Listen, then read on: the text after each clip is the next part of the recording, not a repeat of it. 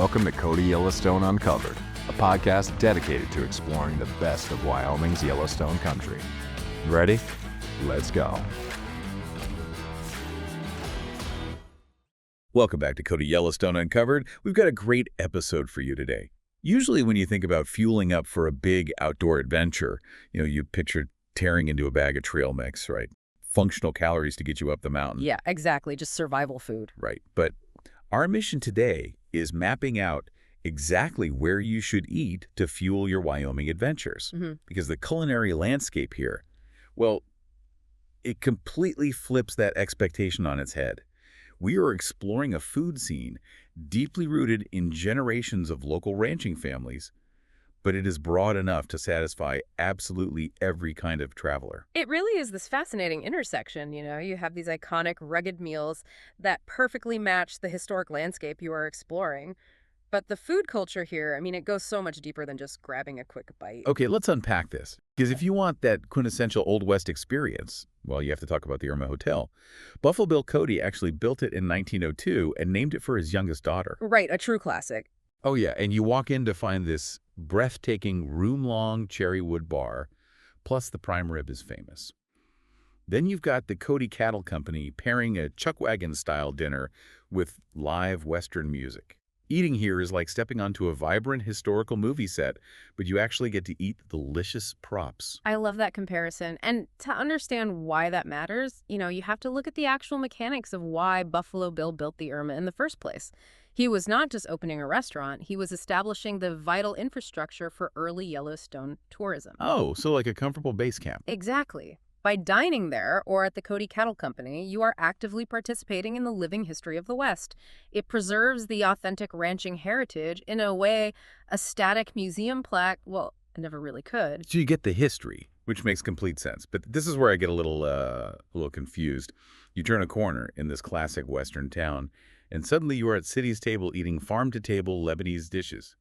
Dishes that are so good they actually caught Guy Fieri's attention. Yeah, that place is incredible. Right. Or you're having incredibly fresh curries at Waitai, or authentic German schnitzel and a literal boot of beer on the patio at Gasthaus Cardi. So what does this all mean? Is this secretly a bustling international culinary hub disguised as a classic ranching town? Well, that is essentially what is happening. Think about the economics of a world-class outdoor destination. Yeah. Millions of people travel from all over the planet to see Yellowstone, and they bring incredibly diverse global tastes with them. Wait, hold on. I get that tourists come from everywhere, but road-tripping tourists usually just grab burgers and fries. Why are high-level international chefs actually setting up shop and staying in a rugged ranching town?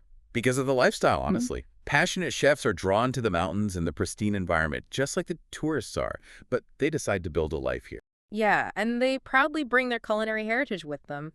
They create a local economy where a perfect plate of schnitzel or a delicate Lebanese salad is supported by both adventurous locals and global travelers. It is an ecosystem built on world-class nature, attracting world-class talent. That makes total sense. Yeah. But this blending of rugged history and refined taste, it is not just being imported by global chefs. The locals are doing it themselves.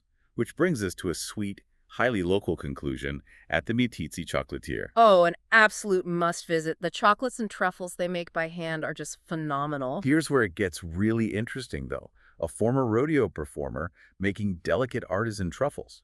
That is the ultimate Wyoming plot twist. It really is. What is fascinating here is how this beautifully illustrates the multifaceted nature of the locals. It seamlessly blends those rugged Western backgrounds with highly refined culinary artistry. Totally unexpected. Exactly. It proves that the people here aren't just one-dimensional characters. They are innovators drawing inspiration from their unique environment. Mixing that classic frontier grit with true gourmet execution. That trail mix is looking pretty sad right now, isn't it?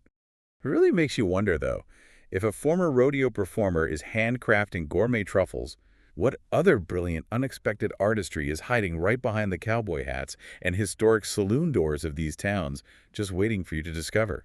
You will just have to come taste it for yourself. Thanks for joining us for another episode of Cody Yellowstone Uncovered. Catch you later, wild ones.